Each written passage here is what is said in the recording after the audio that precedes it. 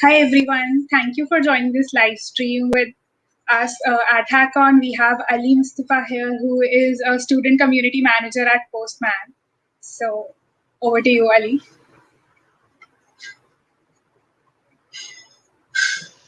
Let me share my screen and let's get started.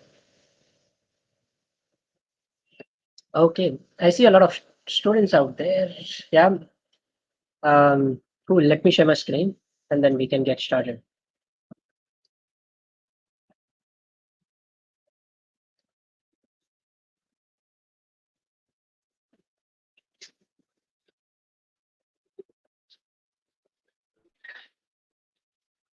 Okay, I hope my screen is visible. I can see it. If you can't, please write it in the chat so that I'll reshare it and then you all will be able to see it. Also, this is a very beginner friendly session, so it is for absolute beginners. Anyone who doesn't know about APIs, it is to them. Okay. So yeah, no hardcore prerequisites required, and you will learn about APIs very efficiently after this session. Okay, I see it is visible, everything good. Okay, so we'll wait for a minute and then we will get started. Till then, you guys can probably add in the chat where you folks are from. I am Ali and I live in Mumbai. And what about you folks? Where do you folks live? Don't tell me Earth, okay? That is a very stupid joke. Apart from that, anything else you would like to kind of city name probably would be the best.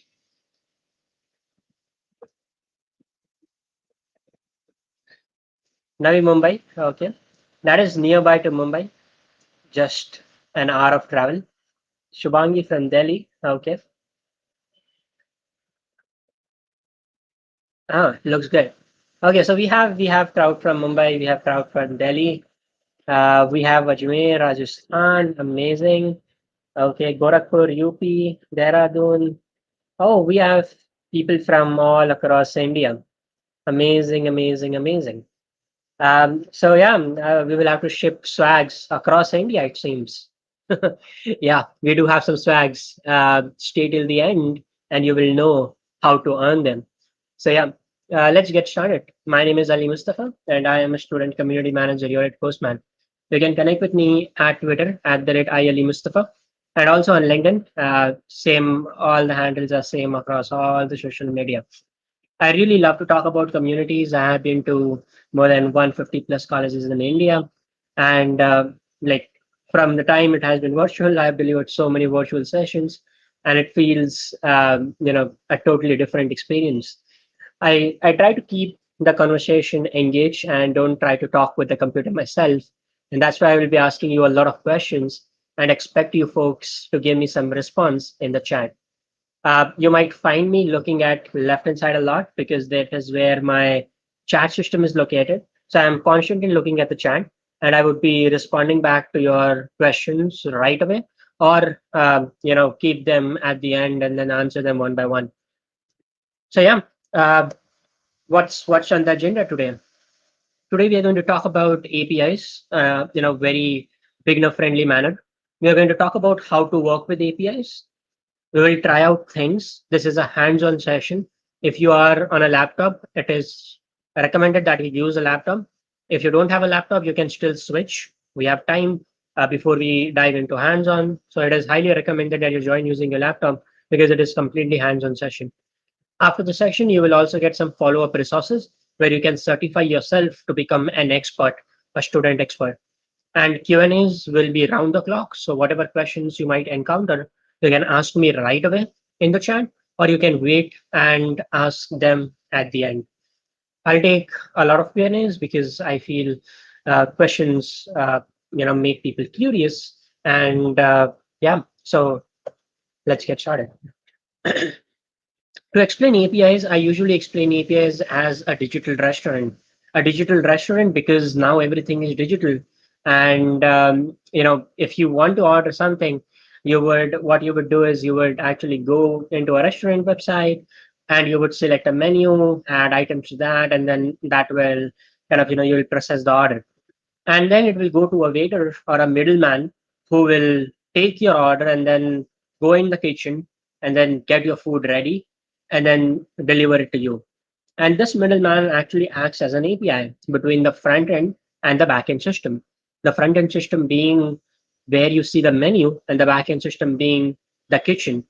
And from you, the whole abstraction is hidden. You don't know, how the cook is going to cook your food, etc., etc. You just know something on the menu, and then once you order that, you will get it delivered. And that is a very, very simple example about API. Obviously, we don't have waiters running around on the internet, and that's why APIs are used. And we'll talk about it in much more details. Let me explain you with more of a technical example. So here you can see this is how the one-way communication happens, and then this is how you get your food items delivered to you. Talking about technicality, how many of you use any social media app? Nowadays, social media apps are a lifesaver, including Instagram, Twitter, Facebook, and so many more, right? So, how many of you use Instagram? I hope many of you do use Instagram. I use it a lot. I post a lot of stories. I would kind of add polls, etc., etc., and so on and so forth. Yeah, yeah. I see Shivani using Instagram. Kunal also uses it. Yeah, most of us kind of use it, right? Or any social media app in that case, which has stories. Nowadays, LinkedIn also has stories, so that is crazy. But yeah, all this different amazing social media apps. Now, when we talk about APIs, let's say you are attending this amazing session, and you want everyone in your follower list to know about this session, right? That you are attending. So what you will do is you will remove your camera, take a good photo, and then upload that onto your story to become an influencer, right? So everyone can see what you're doing, right? So let's understand that process. You open your Instagram app, that indirectly opens camera, which is a hardware level device, and it requires a hardware level API access, which will enable Instagram, the software, to access your hardware. Once Instagram gains the access of your hardware, it can now click photos, it can click videos, it can click a number of things with your hardware. And this is where it gets interesting, because if you are a creative person, then you will add a GIF to your story. You will add different type of stickers. You will add different types of hashtags and so on and so forth. Now if you're just like me, not that creative, you will just hit the upload button and it will upload directly. So at every given instance, you are actually calling an API. Let's say you directly upload that to Instagram server, you're calling a private API, or else you call for a GIF. It uses Giphy's public API, which enables you to leverage all the GIFs available by Giphy on Instagram interface.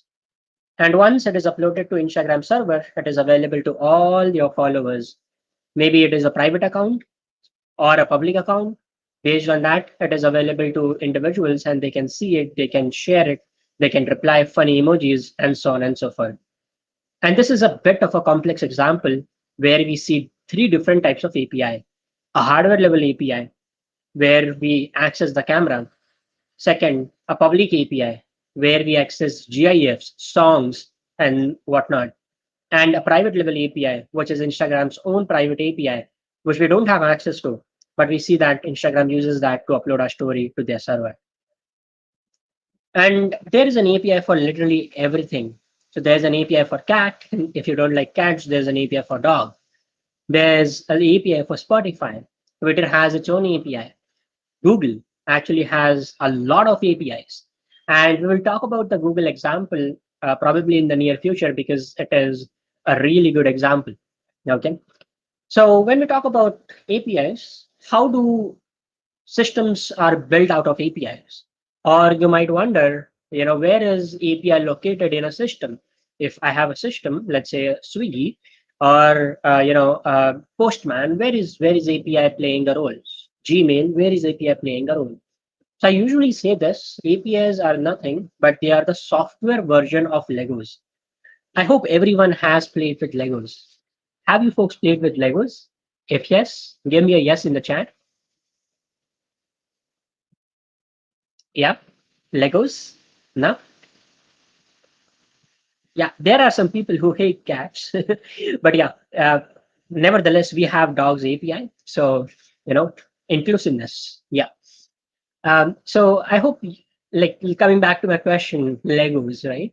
I was fascinated as a small, child playing with Legos all around, and playing with Legos was fun because you could add different modules together, and once you add multiple modules together, what you will have is a complete system. It can be a rocket, it can be a plane, it can be a building, and you just need to disassemble few pieces and then rearrange them, and you will have a whole new kind of structure ready. And that is the flexibility of Legos. And I usually say, APIs are nothing but software version of Legos, where you actually make individual features and then you embed them into your master software. And then that feature is available to each and every individual who is using your services. Uh, just imagine, sign up with Google button. So let me give you a very simple example. How many of you use Google account? Let's say Gmail, or you use Google Maps, or you use Google Drive, or you use YouTube. Right now, everyone is using YouTube, right? We are attending the session on YouTube. So, do you sign up with a different account every single time, or do you use one single Google account to sign in into all these different Google services? And the answer is probably you use one single account, right? And you just use that to sign up to YouTube, you sign up to Google Maps, Google Drive, and everything, and it only uses one authentication service with one username, one password, and enable you to use all the Google services.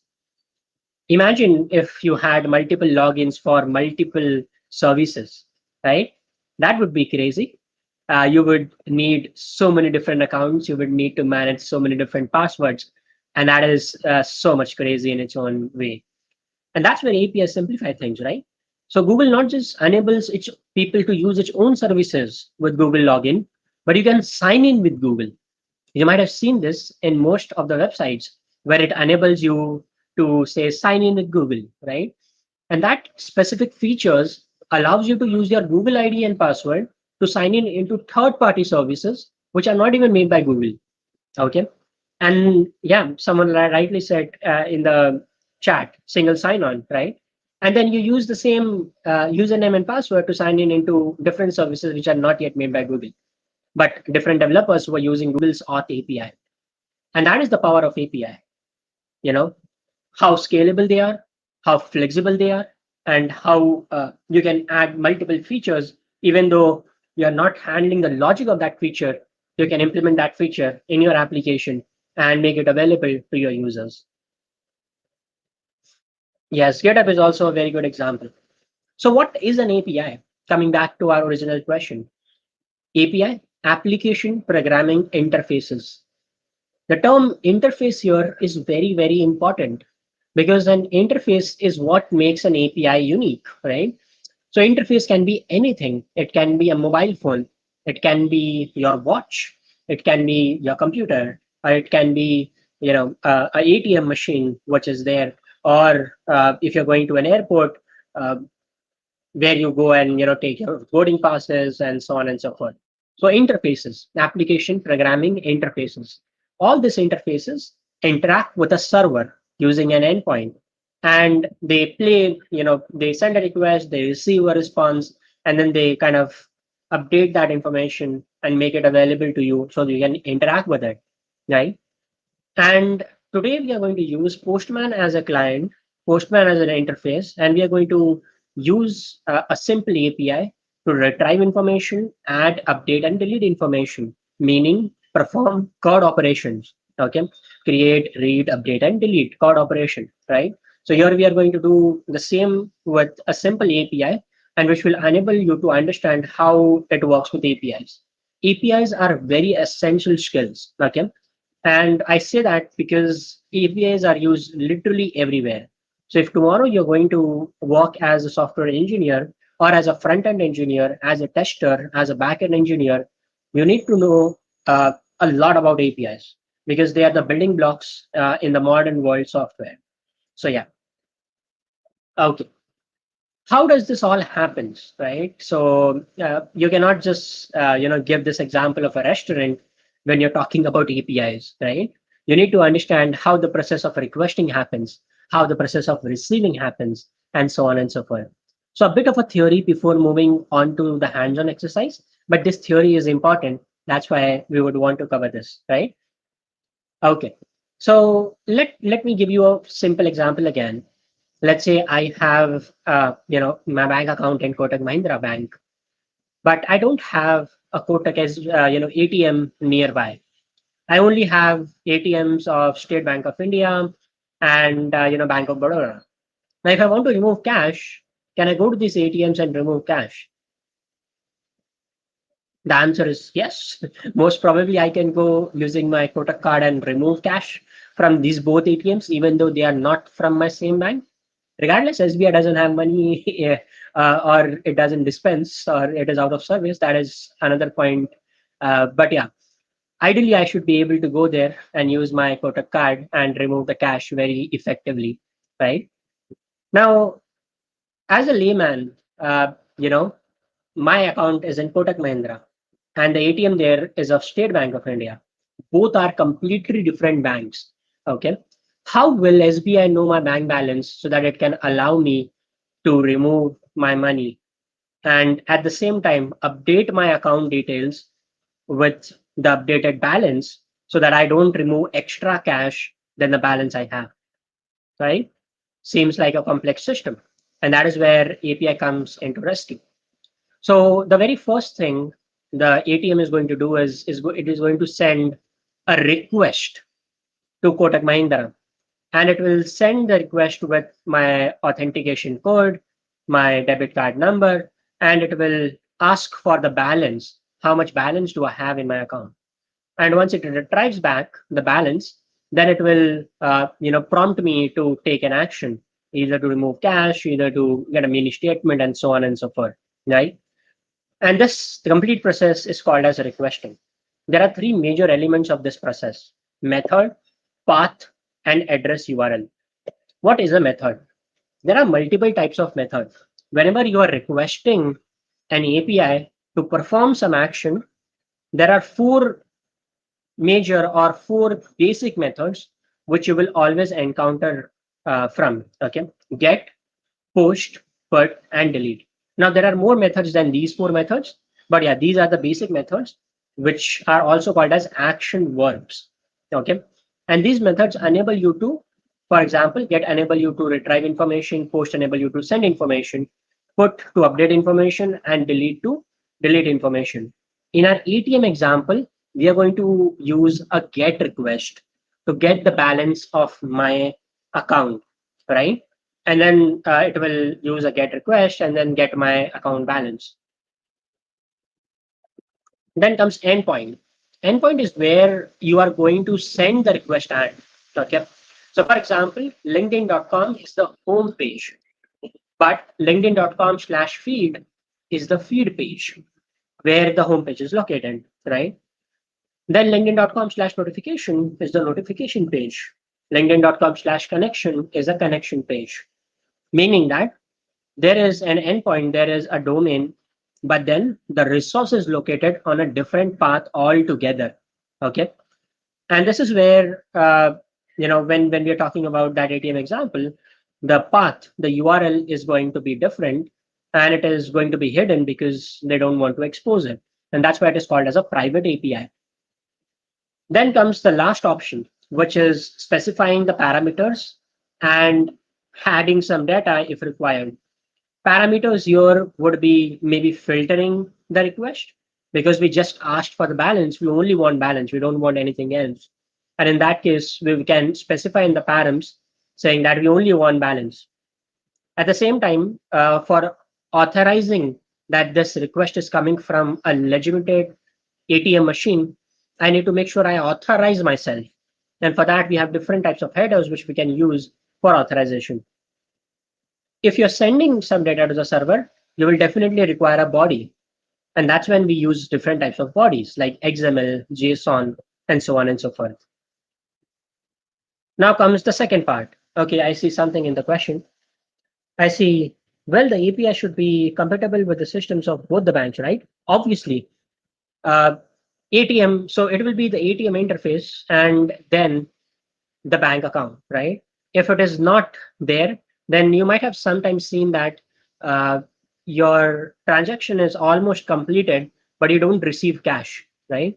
Why it happens is because your the API didn't actually get a response, or it was not a success response, and it was still processing, and that's why it didn't give you money, but it deducted the money from your bank account. Though it will reverse it back, but then these things happen because it was not able to verify. And yeah, yeah, anything on the internet is interceptable, right?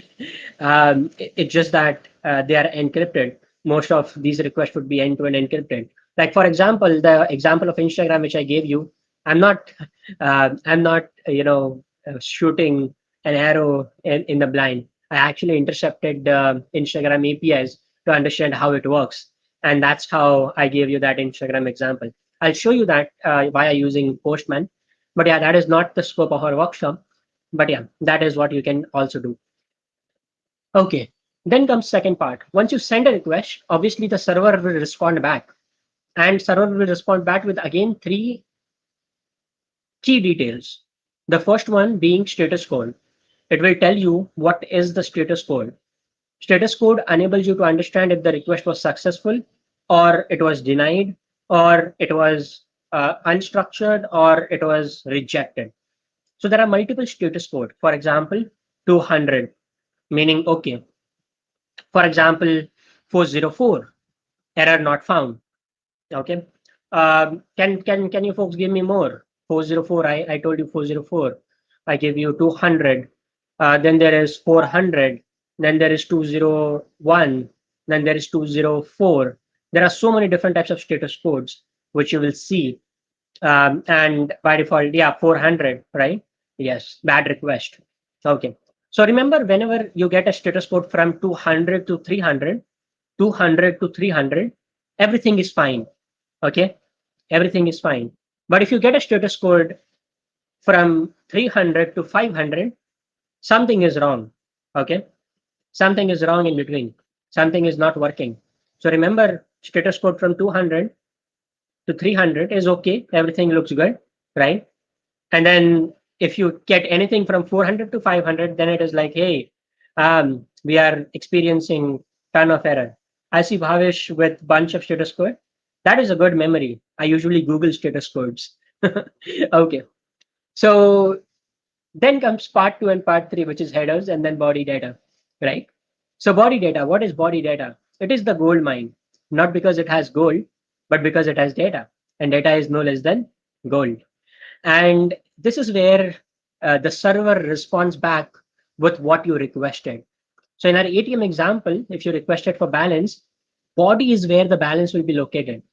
And this is where your application will access this data and maybe dispense the amount, or maybe display it, or maybe do something with it, right? That's why it is requesting that data from the server.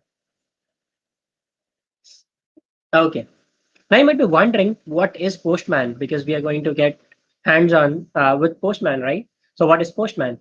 Postman is a collaborative API development platform. Collaborative API development platform. I emphasize on the word collaborative because it is indeed a platform where not only you, but your complete team can come together and work together on an API. Not just test that API, but build, create, use that API, and monitor it as well.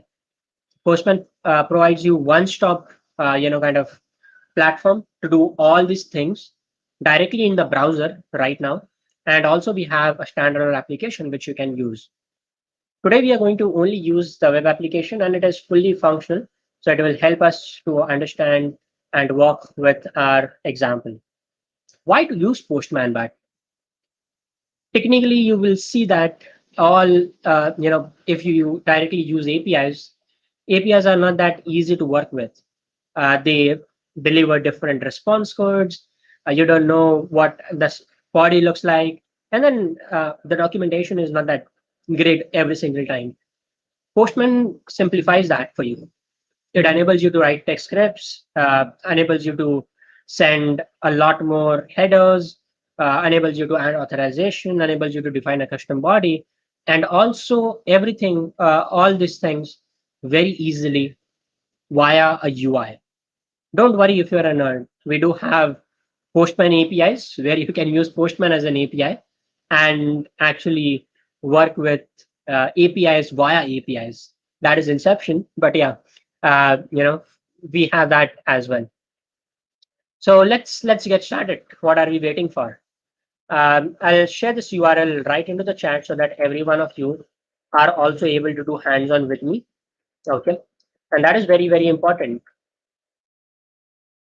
I've shared it in the chat. Uh, it will be visible to you in some time. Okay. Yeah. See, here is the URL. Okay. So this is what you see is a public workspace. Okay. It is just like your GitHub pages where you have public GitHub profiles. And this is a public workspace. Okay. Yeah, sure.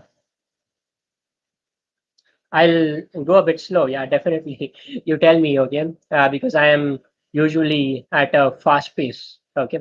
So yeah.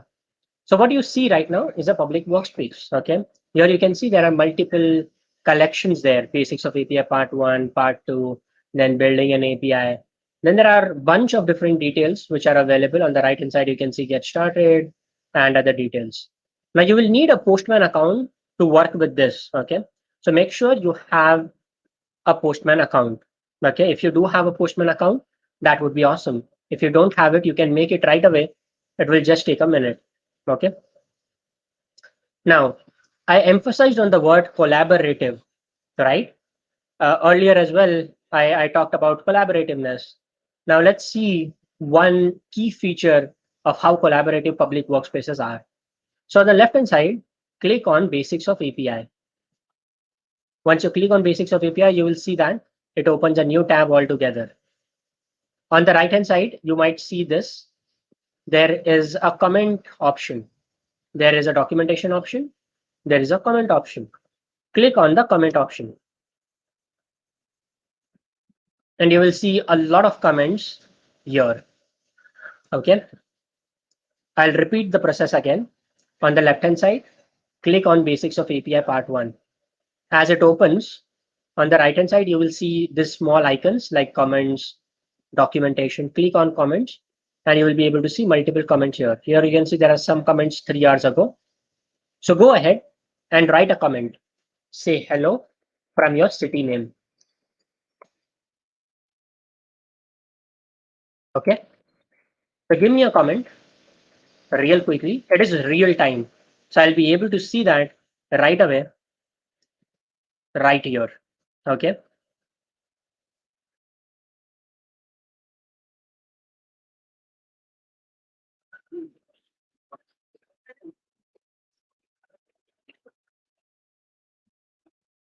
Come on, folks.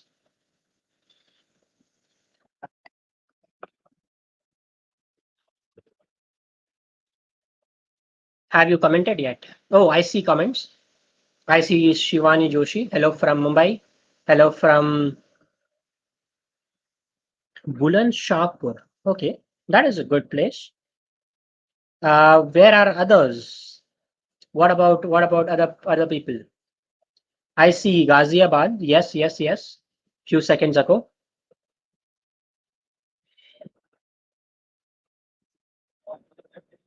I see two more comments. Hello from Delhi. Kunal Verma from Mumbai. Okay. So I see you can see that you can actually talk with all the members here. You cannot just talk with them. Okay. That is one part. You can actually tag them. Okay. So I can tag my colleagues and I can actually do a lot more. Not just apart from tagging, I can do a lot more. I can assign them some work and that will be like kind of visible to them and it will send them a notification. So yeah, you can see I can actually do this and I can tag, I can assign people, and I can do a lot more things. And that's how collaborative public workspaces are. Okay. Okay. Now that you know this, we are not actually here to just comment, right? We are here to learn about the fold request, get, put, post, and delete. So let's do one thing. Let's go here and click on this fork button. Okay. Now, once you click on this fork button, it will ask you to add a fork label and will ask you to select a workspace. Okay. So I'll share this fork URL in the chat right now.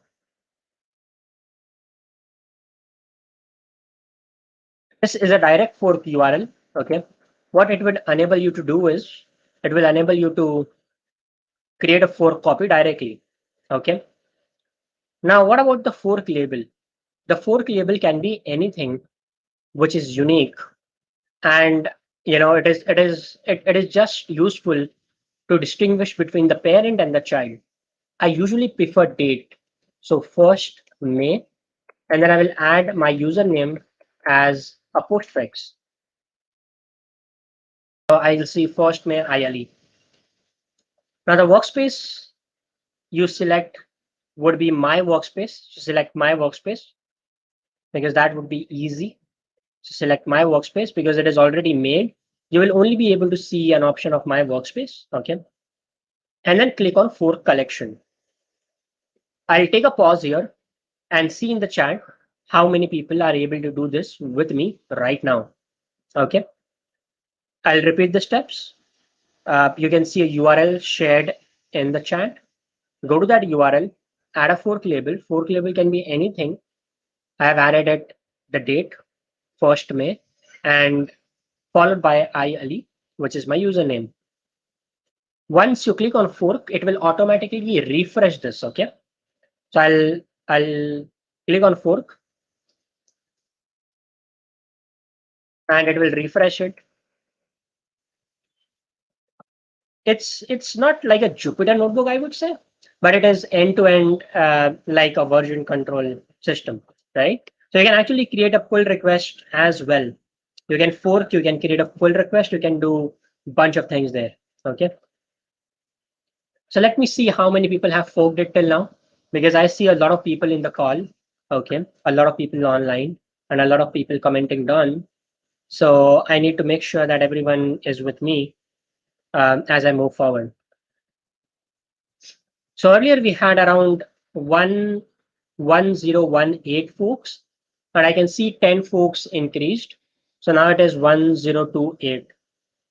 Uh, I would want this to be at least 35, 1035, because we have a lot more students than this, 7 more folks. Okay.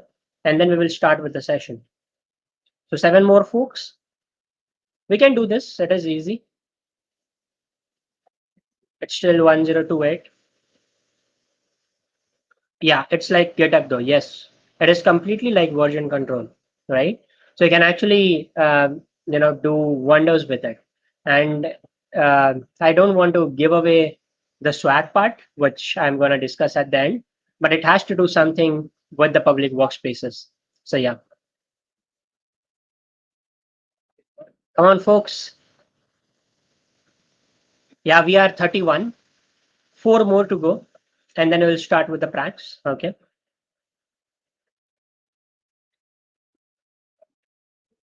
4 more to go.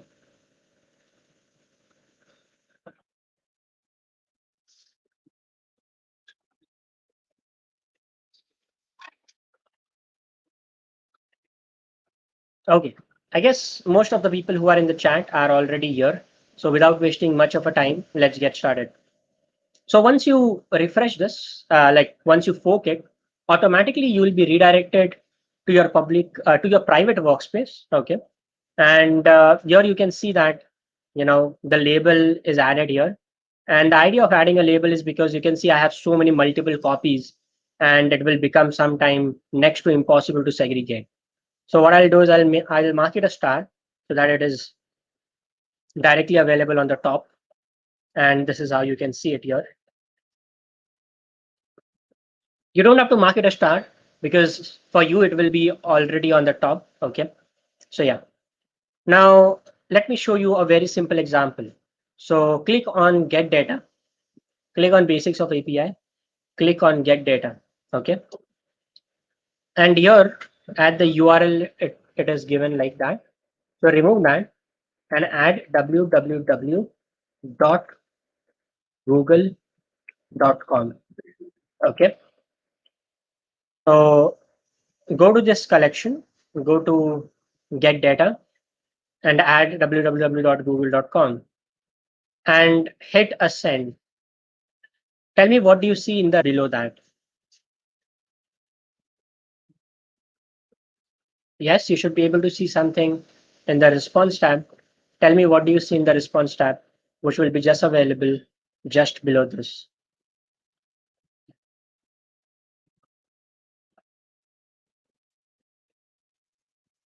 I'm waiting for the chat to respond. So what you see is a lot of HTML code, a lot of pretty HTML code with colorful syntax highlighting.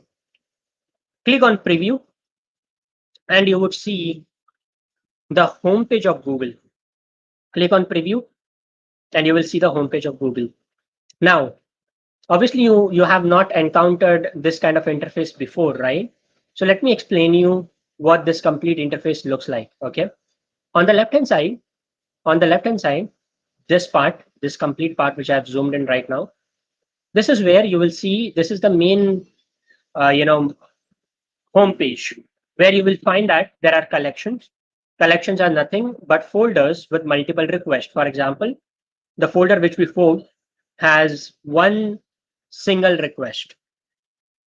The folder which I have here has two different requests, and so on and so forth. Okay. Then there is API, which is an advanced concept, environments, mock server, monitors, advanced concepts. But then history.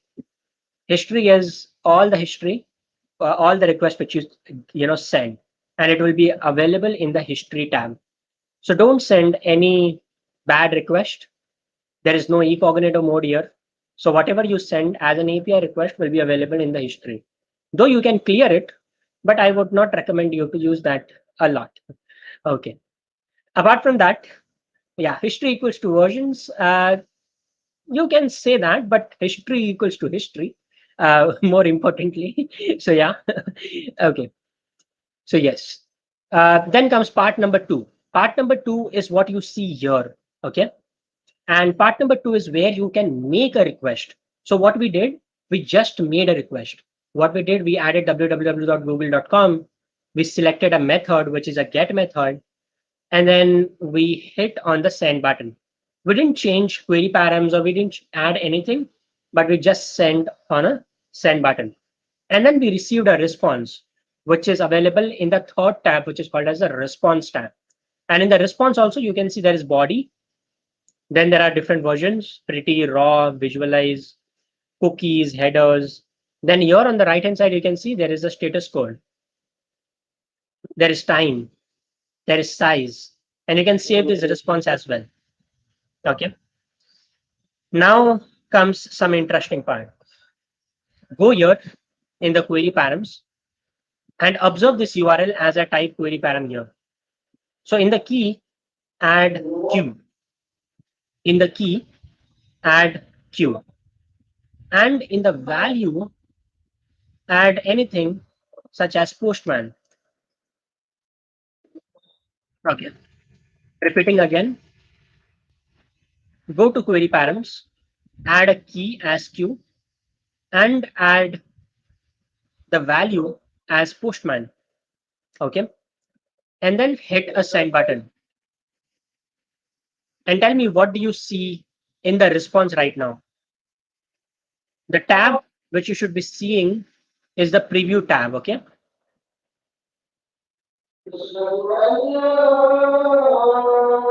Yes, Anshuman. So by default, whenever you are requesting a website, it is sending them a GET request. Okay. So your browser is nothing but again an API client, which is sending you different types of requests.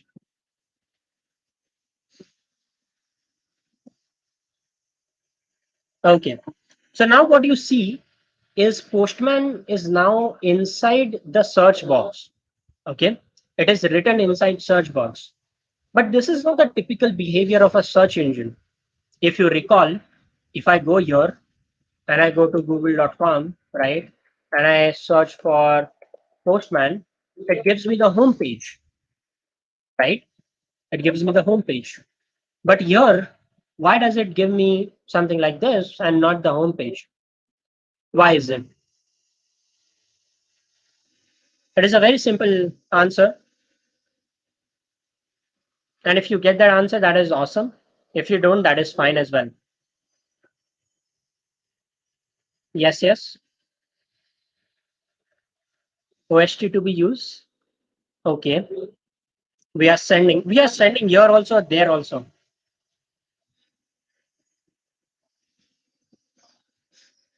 Yes. No?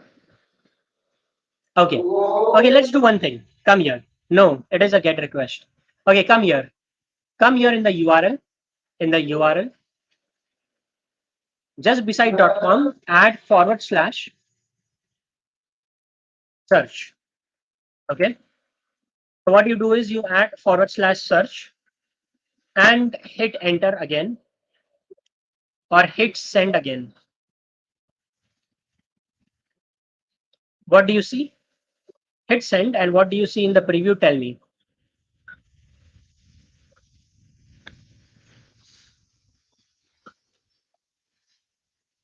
Because the CSS broke, right? That's why, Kunal. There is no specific reason for that. Like you can see it right here, right now. The Google image is visible, and we see the search page of Postman, don't we? We do. So what changed? What changed was where we are serving the request. Very, very important.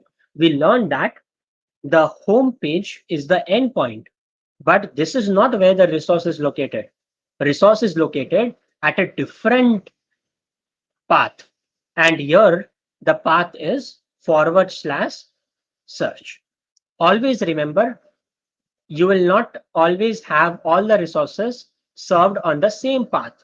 Sometimes this path, for example, if you change this path to /Gmail, it will take you to gmail.com. Okay. And so on and so forth. Okay. So this path is very, very important. This is different path. Okay. Okay. Now you might see that if you search directly from Google, you see a lot of things in the URL. So let's copy this URL from Google search and paste it in Postman. Okay. I pasted it in Postman. And you can see instantly what Postman did was it gave me an idea about all the things which Google is sending when I'm searching for something. So it is sending UACT5, I don't know what that is, OQ, GSLCP, S client, source, and then bunch of things, right? So yeah, bunch of things Google is sending just for a Google query. But yeah, uh, you know, nothing to be scared of right now. But yeah, if you ever want to know what people are sending in the URL with so many ands and question marks, just copy the URL and paste it in Postman, and you will know what they are sending and what each variable means and what is the value of that variable which they are sending right onto their server. Okay. Okay. Now that we have done this, it's time for us. Yeah, I'm giving you a really good example than Google. Don't worry. So it's time for us to do the hands-on practical. Now for that, sorry, Uh, sorry for that. Yeah. So let's get started. So what I want you to do is go here on the three dots and click on View Documentation. Okay. So go here, click on this three dots, Basics of API, and click on View Documentation. Okay. So if you click on View Documentation, you see an endpoint here, and this is the basic information. So let's copy this endpoint.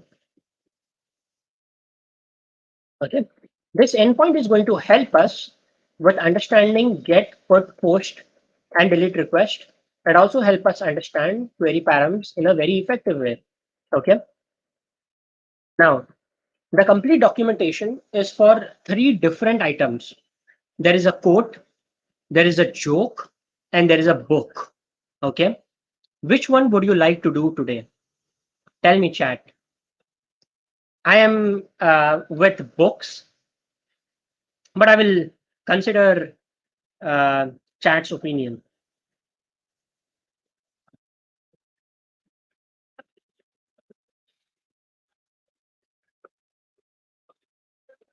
Okay, joke, quote, joke, books. Books. Yes, we have books. Come on, give me books. Books or quotes, not jokes. Let's skip jokes. We will do books or quotes. Okay. So now the vote is only between books and quotes.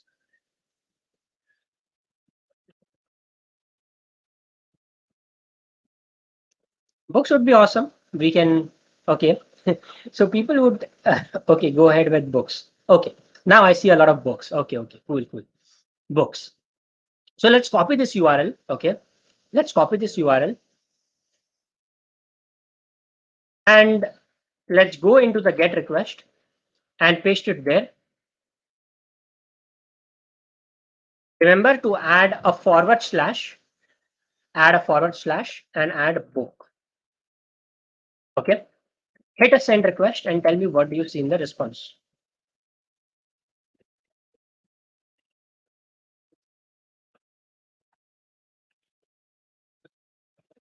Remember to select pretty. That will give you the pretty version.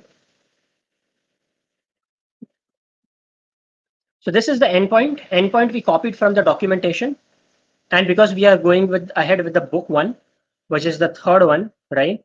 So we are adding that path directly there. Okay. And you will be able to see once you send a request. Yeah. So everyone will see a different book. For example, I see the book Rich Dad Poor Dad. You will see a different book. Okay.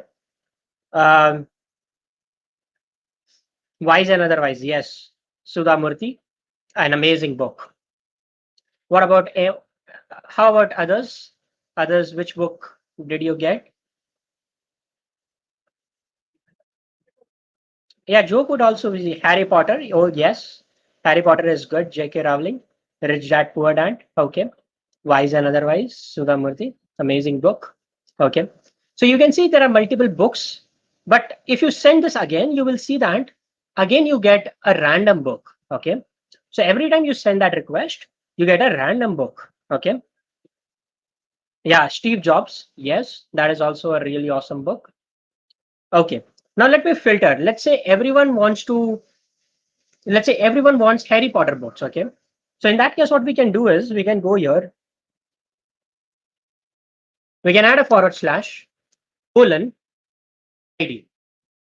Okay, so what we did, observe carefully what I did. I added a forward slash, I added a colon, and I added ID.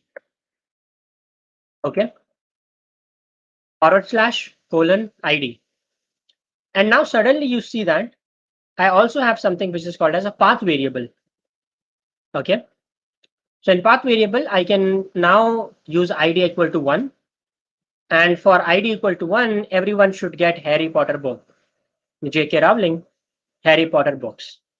Okay. Or else you can go with ID number 2. And in ID number 2, you will get Sudha Murthy, Wise and Otherwise. Okay. So this is how you can segregate using path variable. Okay. And get the book which you want. So this is the very first part, which is a get request. Now let's, before moving forward, save this. Okay. So here you can see on the top, there is a save button. So save this request. Okay. And then we will move forward. Now we need to add our own books because I want suggestions from you folks, right? What you folks read. And these are all my books which I have added. But I want suggestion from your, you all, which which books you want me to read. So in that case, please go here in basics of API, click on this three dots and click on add request. Okay. Basics of API, three dots, add request. And then name it as add books. Okay. Add books. Yes, yes, Abhishek, you can save that as an example in the file as well. But as of now, we are not saving that because we are not kind of, making a public API out of this. We are just using it for our own purpose. But you can do that. And that is a really good, I would say, way of restoring the response so that we can look at it later on. Now, if we want to add a book, which method are we going to use? Can someone tell me? Yeah, don't recommend me in the chat. You will actually send that data to the server using post request. Okay. So yeah,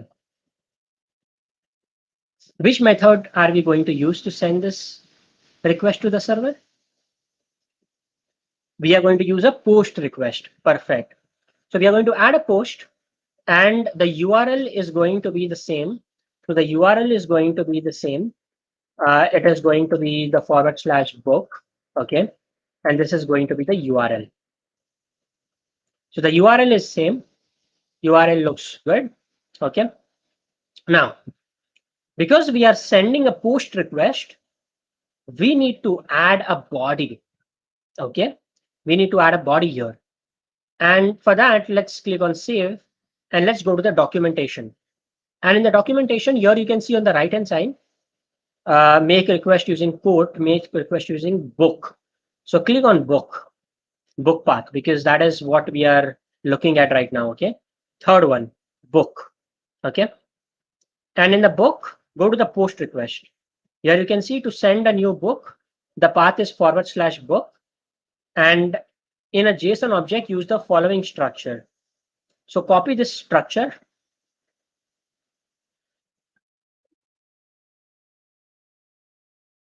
Copy this structure and go to your put request.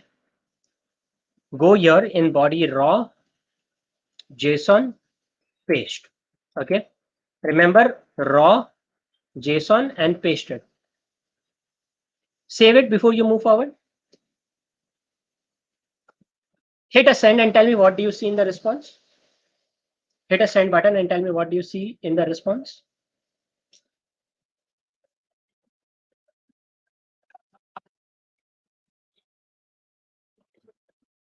Yes, folks.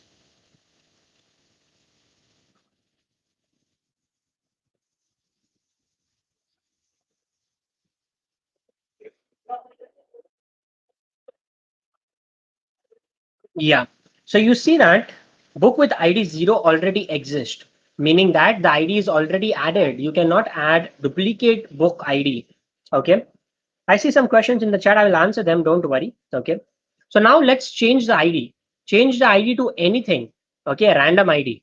For my example, I will do it 99 and the author. So I have already recommended you some books. Okay. So what I will do is I'll recommend you a new book. Okay. And I'll name the author as myself, Ali Mustufa, and I'll name the book as APIs. Oops. API 101. Okay. And the link is going to be www.iale.dev. So if you want to recommend me some book, you can recommend me a book, which can be any book, and just add all the book details here and hit a send button.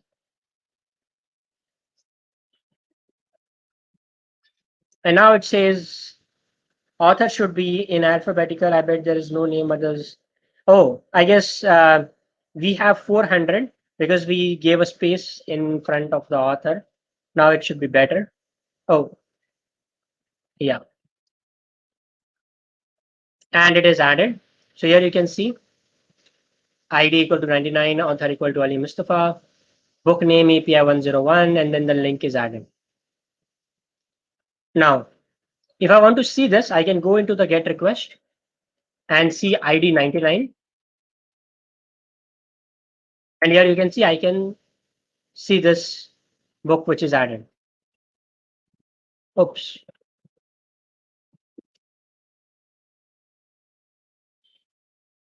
Yes. Please give me your IDs, whatever you have added, whichever book you have added, so that I can have a look at it here.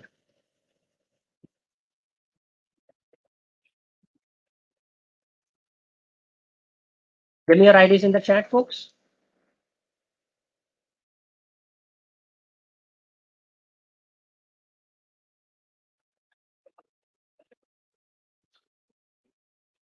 Okay. I see a lot of suggestions. ID number 44. Okay, let me go to ID number 44.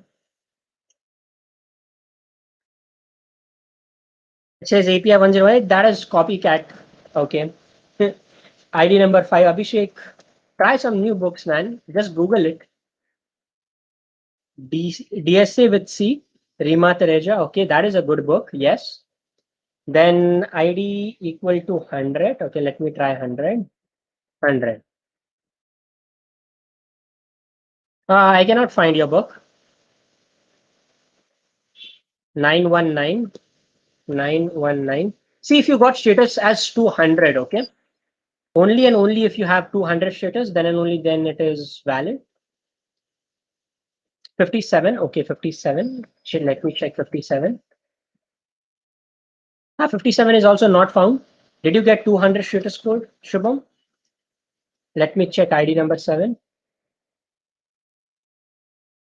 Yeah, I see Factor Gracia. Yes, this is a really good book. I have done like half of this, and it is an awesome book. Yeah. No, yeah, you can, but we are going towards that. That is a put request, right? So yeah, 10. Let me check 10. 10 book not found. So I also have. So there is also if you go to Google. So I have added a URL there. Okay. So what I have done is I have created a visualization of this. So there is a view part. Let me send you that URL in the chat. And this is the visualization which you can also see. Okay. So here you can see APJ Abdul Kalam Wings of Fire. Someone has recommended that. Robin Sharma, The Monk Who Sold His Ferrari. Amazing. James Clear, Atomic Habits. Yes, amazing book. Then all this book which I told earlier, J.K. Rowling, Sudha Murthy. Then there's Walter Isaac. What about others?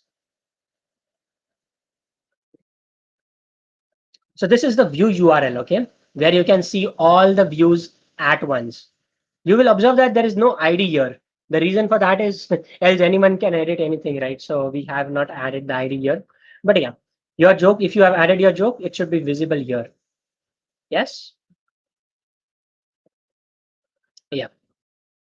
That view is nothing but it is just showing you all the books which are there, okay, which you have added in the JSON. So what we did, we went to, yeah, Harry Potter is repeating. Yeah, someone added it again, is it? No, Harry Potter is only one, no?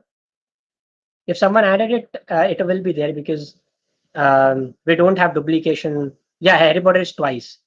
Ayush added it. Ayush made himself a otter. Okay, that is okay. That is weird, but yeah, fine. I guess joke would have been much more fun because then everyone could own their own joke, and that would be more fun than books. But yeah, okay. So the idea was, oh, Ayush was just checking. Okay, okay. You can update this. Don't worry. So the idea was we added a book, right? And we added that using a post request. We then send the request here. We added the body, change the body as required, right? Make sure the author name is alphanumeric. It doesn't have spaces. Once you do that, hit a send button, and then you have added that you should see the status code as 201. Then and only then your book will be added to the server. Okay. Oh, that is good, Ayush. Amazing. Okay. Now I see some of you have made some mistakes here, right? Some of you have added wrong book name or you have changed something. So in that case, let's update the book. Okay. So let's come here. Let's click on these three dots and let's add a request again. Click on add request. This time name the request as update book. Which method are we going to use? We are going to use method number third, which is put method, because we are going to update the book. What is the URL going to be? Let's refer to the documentation, and the documentation says it is going to be /book, just like the post request. So let's copy this, save this post request, come here, paste this. Oh, we didn't copy HTTP. Let's go and copy back again.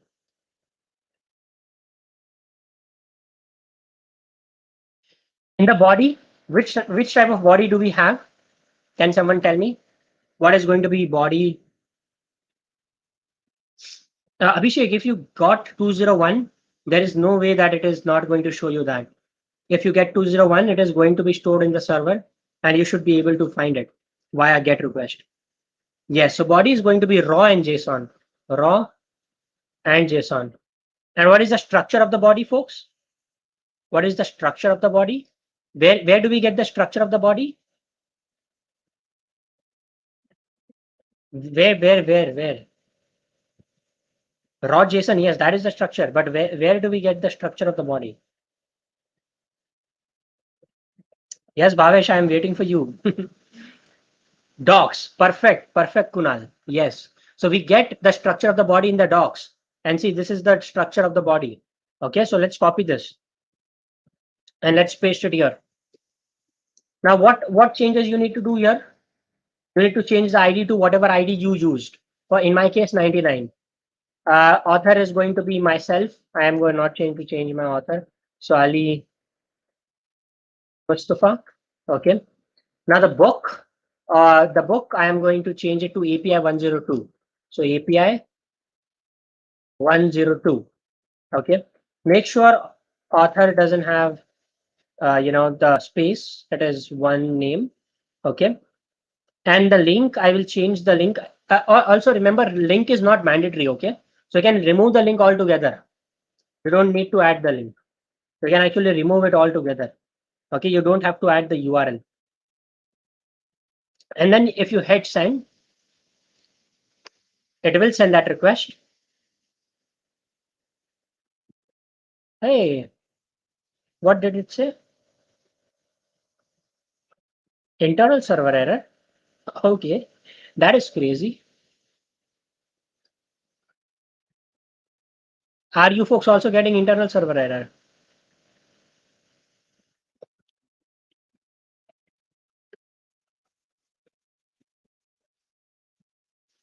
Uh-huh. Looks like the server is experiencing a hard time.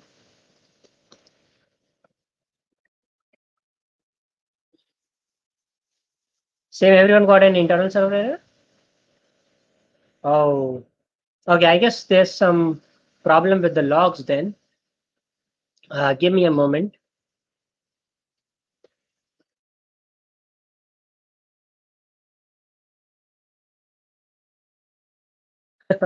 No. We have good controls over the server, but I guess there's something which happened wrong with the put request. That's why it is telling us, not giving us the update thing. Just hold on. I'll just have a look at the logs. Um,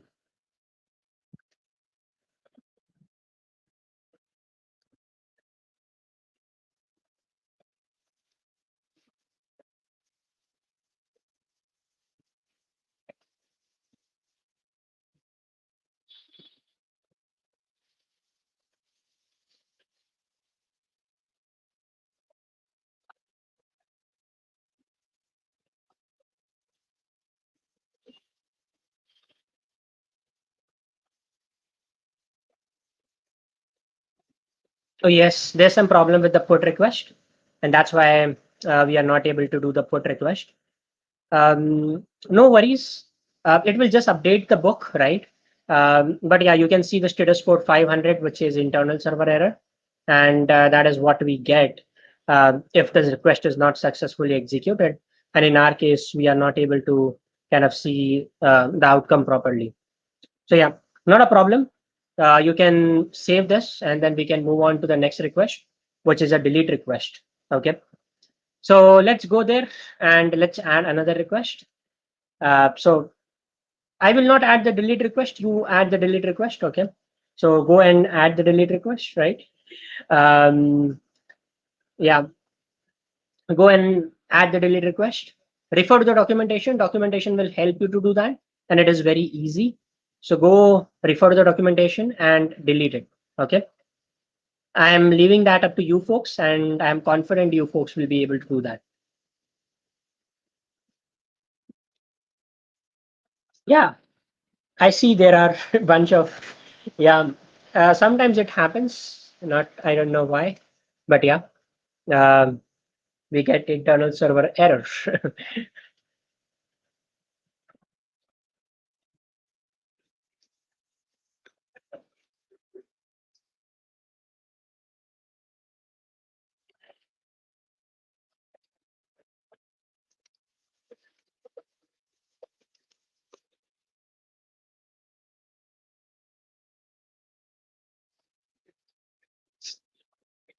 Okay, yeah, let me see in the view. As you folks start deleting, I will be able to see that, you know, books are getting deleted. So yeah,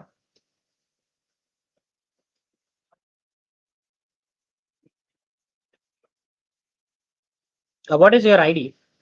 I should see 404 if I enter your ID, right? What was your ID?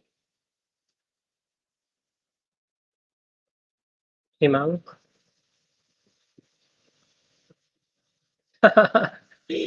No, Ayush, we didn't broke the API. There was, so as I see the logs, there's some routing error from Heroku side. Yeah, I see 404, right? Book not found. Yeah, 56. 56 is also good. 56. Yeah, book not found. So if you see in the view, you can see that most of the books are deleted. Only there are few books which are there which are not deleted. Apart from that, most of them were deleted, and it is reflected in the view altogether. See, almost everything is deleted, right? Okay. So yeah, can someone tell me what is the major disadvantage of this server? We did all the four requests, right? Get, post, put, and delete. What is the major disadvantage of this server?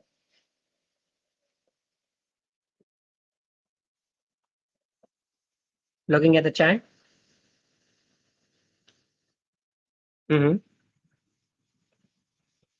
There is a disadvantage. But what is the major disadvantage of this server? One major disadvantage, which you feel should be improved. Yes. Perfect, Rama. Yeah, I did the same. So Rama says that I can delete Ayush book. Okay. So Ayush, you have already a competition there. Okay. So yeah, anyone can delete anyone's book. Okay, if you have their ID, then you can delete their book, and it is not difficult to get the ID. You can actually run the get request 1,000 times and get all the IDs which are there, right? And then you can use any ID in that case, and you can delete any book, you can update any book, you can add any amount of book, right? And that is the biggest disadvantage of this API. That's why we don't have APIs which are like this open. Okay, so we always use authorization. We always have platforms which follow the rule of integrity. Okay, where whatever you are adding, only you are allowed to edit. And at the same time, whatever you are consuming as a consumer, all that information which is coming is real world, and at the same time reliable information, and not just random things which you are getting in return, because APIs are not free most of the times, and companies charge for APIs. For example, Google Maps API, Google charges for it. right? And if they provide an information which is a year old, then obviously you would not want to pay for them, right? So yeah, all these APIs. Remember, there is you need when you're working with real world, you will have security, you will have authorization, and this is where you can see that in the GET request. While we are making the request, you can see a tab of authorization there.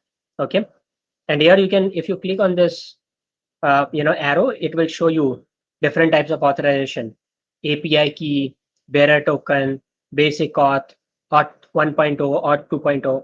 Auth 2.0 is the most used authorization, and API key is also the most used, one of the most used authorizations techniques, which you will find in the modern world.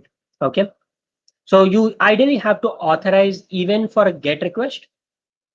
Yes, you have to sometimes, but some APIs are open and free, which you can use without even authorizing. Okay, so yeah, coming back to the presentation, what did we learn? We learned about different types of methods. We learned about different types of addresses. Which other types of method did we learn about? Come on, chat, give me the answer.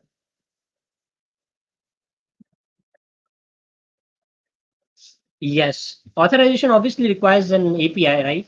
So if it will be a system where it will authenticate you and then enable you to kind of use the API, right? Yeah, we learned about GET request, put request, post request, and delete request. What is the difference between address and a path, address and a resource path? We studied about both of them, right? Hmm. Address and resource path. What is the key difference? For example, I can show you one more example here. So this is the book view, right? This is the joke view. And you can see a bunch of jokes which were there earlier. Uh, and I would share this with you folks in the chat as well. This is the joke view, okay, which I did in the previous section, which was conducted just before this. Okay. So you can see that there are multiple paths, and when we talk about an individual path, this is where the resource is located, but the address, it is one given endpoint where you can say the host name or something like that. Then comes parameters. What are two types of parameters we talked about? Two types of parameters we talked about. Yes, folks.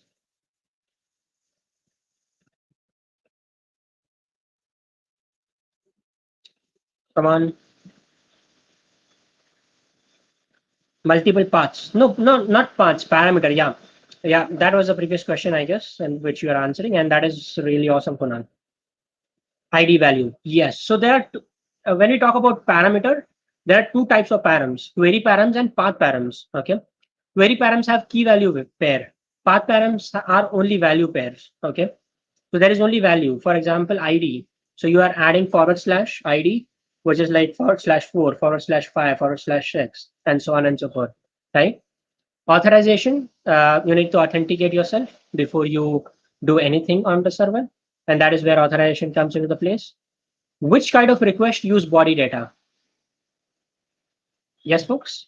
Which kind of request use body data? It should be easy.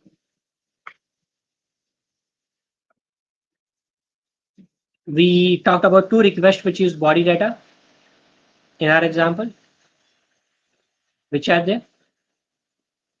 Put, perfect, Rama, and post. Yes, perfect, perfect, perfect. Amazing. So now that you have cleared the basics of API, right?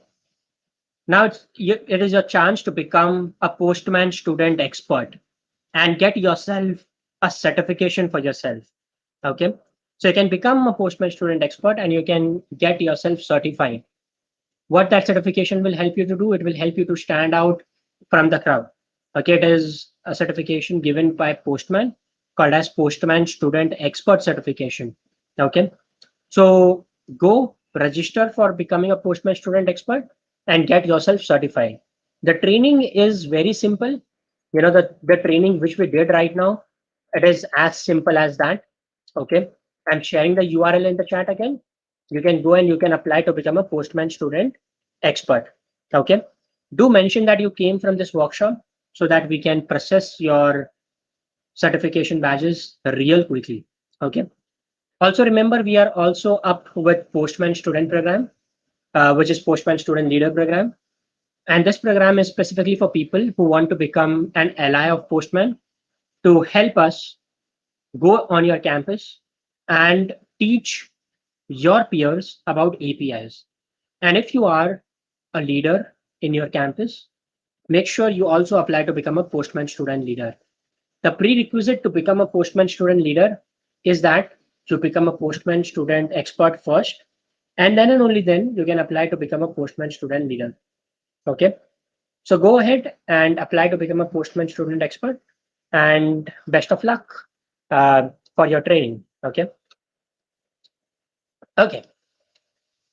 Apart from that, it's time for swags. So I see Karuna saying registered for this a week ago, done with the tutorial, and this segment helped me understand really well. Thank you so much, Karuna. Okay.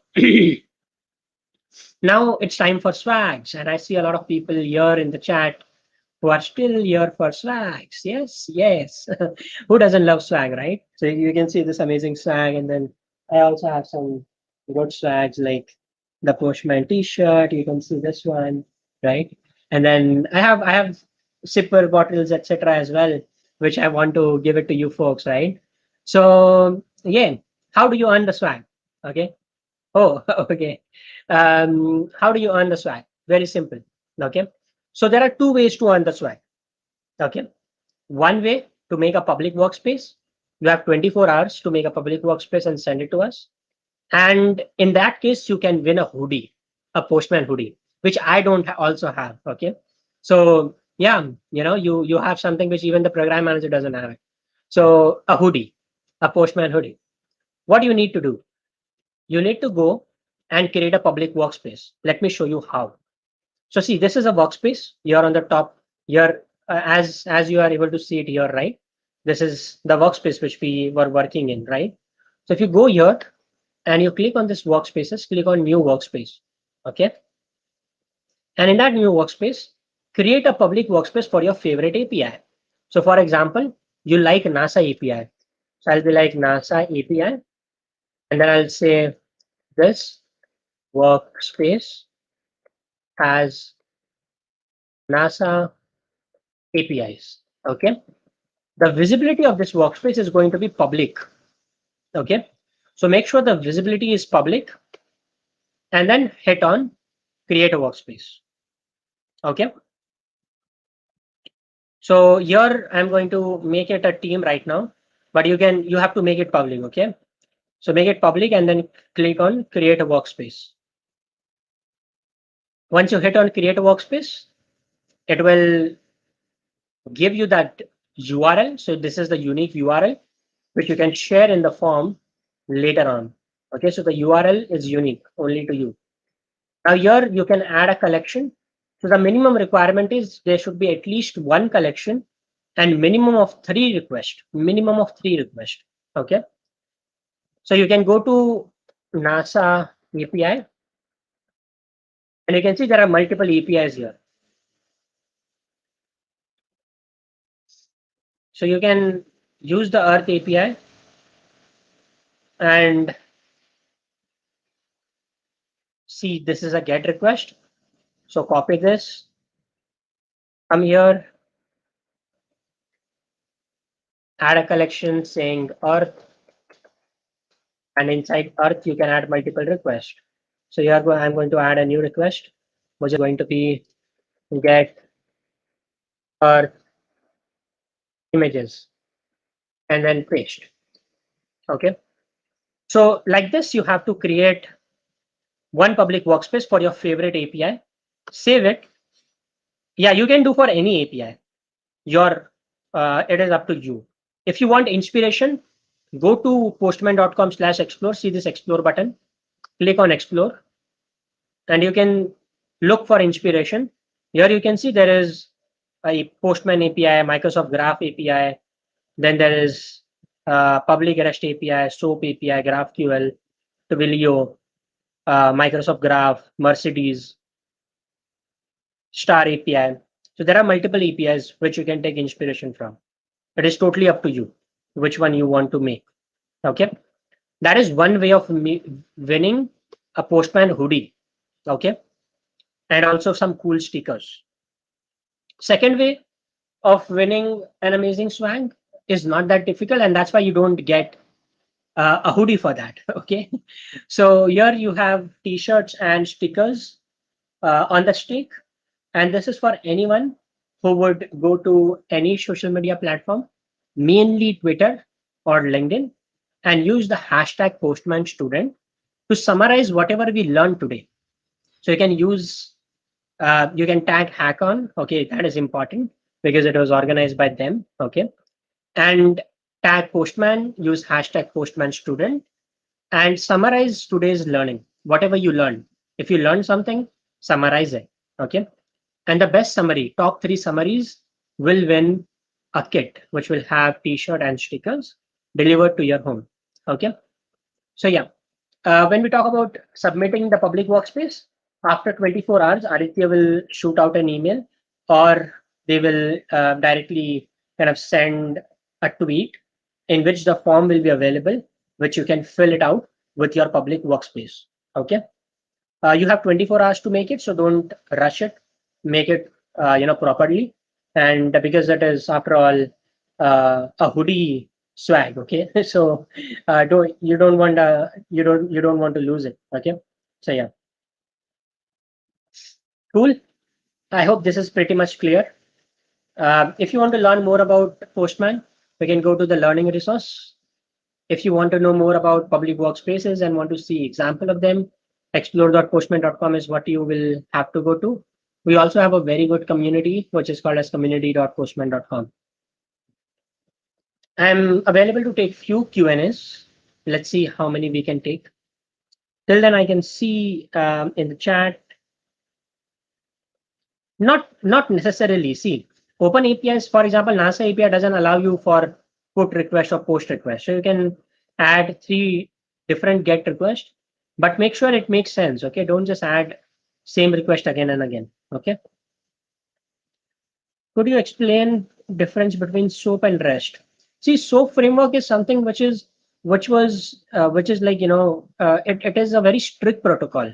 Okay, and REST is not even a protocol. It is more like the way of writing APIs. Okay, it is more like a bunch of rules is available, and if you follow that rule, if you follow that best practices, it is great. But if you don't follow it, that is fine. Okay, and that is what makes the overall difference. SOAP is very strict. It follows strict protocol. The whole condition, the whole data transmission is very strict. It will not say it is SOAP unless and until you follow all that, and that's why it is over the head. But yeah, people still use SOAP and people still use REST, so they both have their own advantages and their disadvantages. But yeah, REST is widely used, and you can see in the modern world, people tend to use GraphQL as well, which is more appropriate as per the use case. So yeah.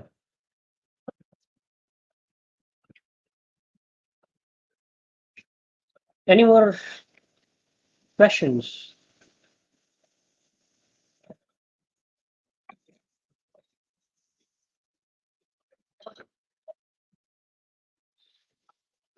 No questions? Okay, that is good. Not a problem. So yeah, I guess I hope you learned a lot. I'll leave my LinkedIn URL in the chat so that if you want to connect with me, you can connect with me on the LinkedIn. Make sure you tell me that you came from this workshop, because I tend to not accept all the requests which I get on LinkedIn. So yeah, that will be helpful for me to accept your request as needed. Thank you so much, Shivani. I use Postman for Spring Boot, Java, web application development before. Yes, I use Postman literally. I've been using Postman for last 2.5 years, and it is an awesome tool which helps us to do that. Not your collection, Saru. Again, you have to submit your workspace. Okay, not your collection. The URL will be shared later on with Aditya and the Hackon team, and then they will post it via their social media, or they will email you folks if you have registered. So yeah. I think there is one more question in the chat. Yeah, Kunal. Okay, so this question is very generic, but I would say, see, there are, there are other sort of services as well.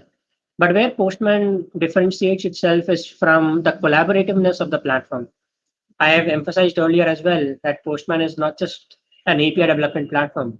It is a collaborative API development platform where if you are working with a Twitter API and you only have one key, but you have 10 team members who wants to work together using the same key, you can do that in Postman. You can actually make variables, you can write test, you can actually make a full end-to-end application within Postman itself without requiring a third-party server. So that is how powerful Postman is. And yeah, apart from the ease of use and all the features which I just told, it makes it stands out from all the uh, you know other platforms which are there. Yeah, feel free to use these platforms if you just want to send a request and receive a response. But Postman is more than that. It is like one stop tool to do a lot more than just sending a request and getting a response.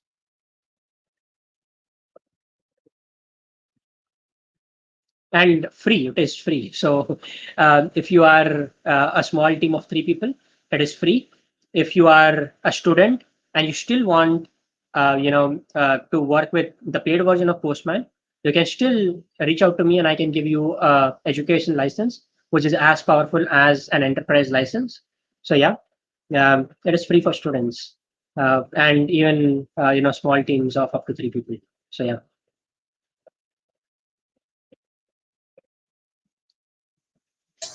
I think those were all the questions. Thank you, Ali, for taking time out for this amazing session. And I guess we all learned a lot about Postman and how to use the API. So thank you for that.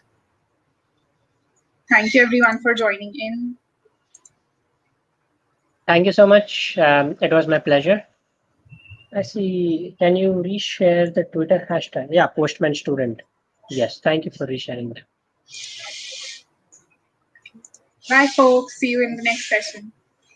Bye bye.